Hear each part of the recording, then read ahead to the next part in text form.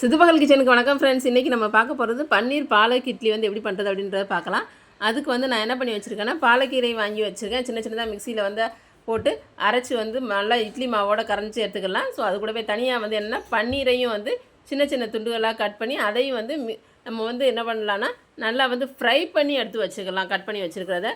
So இப்போ நம்ம கலந்து வச்சுருக்கிற இட்லி மாவுகளை வந்து எப்பயும் இட்லி ஊற்றுற மாதிரியே நீங்கள் வந்து ஊற்றிடுங்க. ஊற்றிட்டு அதுக்கு மேலே நீங்கள் ஃப்ரை பண்ணி வச்சுருக்கிற பன்னீர் துண்டுகளையும் அதில் வந்து மேலே வந்து வைங்க. வச்சு எடுக்கும்போது எப்பயும் இட்லி வேகிற மாதிரியே தான் வேக வச்சு எடுத்திங்கன்னா அவ்வளோ ஒரு சூப்பரான இருக்கும்.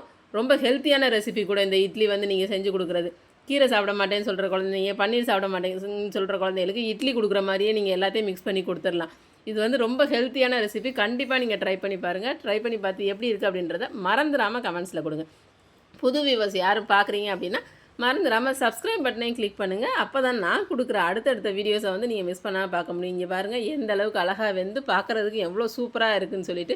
ஸோ இந்த மாதிரி ஒரு நாளைக்கு நீங்கள் டிஃப்ரெண்ட்டாக செஞ்சு பாருங்கள். செஞ்சு பார்த்து உங்கள் குழந்தைங்கள்லேருந்து வீட்டில் உள்ள எல்லாத்துக்குமே கொடுங்க. கொடுத்து பார்த்து நீங்களும் சாப்பிட்டு பார்த்து எப்படி இருக்குது அப்படின்றத மறந்துடாமல் கமெண்ட்ஸில் கொடுக்க வந்து மறந்துடாதீங்க ஃப்ரெண்ட்ஸ். இன்னொரு நல்ல ஒரு வீடியோவோட நான் அடுத்து உங்களை வந்து பார்க்குறேன். Thank you friends. Bye bye friends.